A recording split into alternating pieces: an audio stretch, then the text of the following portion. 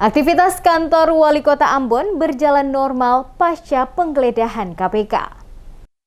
Pasca penggeledahan oleh penyidik Komisi Pemberantasan Korupsi atau KPK di kantor pemerintah Kota Ambon tetap berjalan normal. Pantauan DMS Media Group, aktivitas pelayanan publik di kantor yang terletak di Jalan Sultan Hairun itu tidak terkendala dengan penggeledahan dan penyegelan yang dilakukan tim penyidik Komisi Pemberantasan Korupsi atau KPK pada Selasa 17 Mei. Kepala BKSDM Kota Ambon, Beni Selano, yang ditemui wartawan DMS Media Group di ruang kerjanya pada Rabu 18 Mei menyebutkan, para pegawai tetap masuk bekerja seperti biasa. Kegiatan pelayanan publik juga berjalan normal di sejumlah organisasi perangkat daerah yang melaksanakan pelayanan publik. Disebutkan, warga yang datang tetap dilayani ASN maupun tenaga kerja kontrak yang beraktivitas normal seperti biasanya.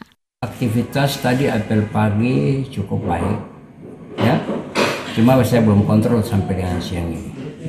Tapi tadi apel cukup baik. Artinya kehadiran pegawai cukup baik. Cukup baik tadi pagi. Bahkan dalam laporan absen kita itu seluruh OPD di luar pun berjalan dengan baik sampai dengan kelurahan. Ya, jadi itu harapan pemerintah. Apapun yang sementara kita hadapi, kita tetap melaksanakan tugas pelayanan kita kepada masyarakat yang membutuhkan. Karena itu kewajiban kita untuk tetap melaksanakan tugas pelayanan pembangunan kepada siapapun yang membutuhkan.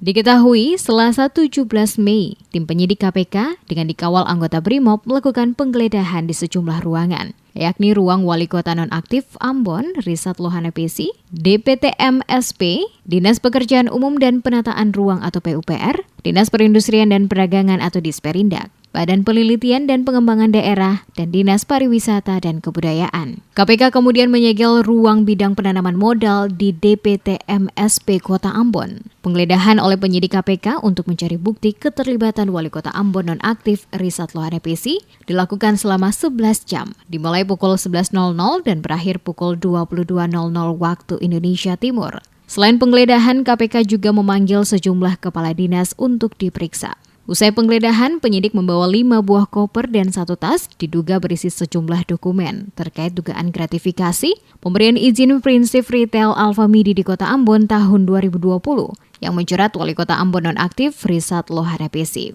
Diketahui dalam kasus ini KPK pada Jumat 13 Mei telah menetapkan 3 orang sebagai tersangka, yakni Wali Kota Ambon Risat Lohana PC dan 2 orang lainnya, masing-masing Andrew Erin Hehanusa, orang kepercayaan Risat, dan Amri, pegawai Alfamidi. Amri masih buron, sementara Risat dan Andrew sudah ditahan.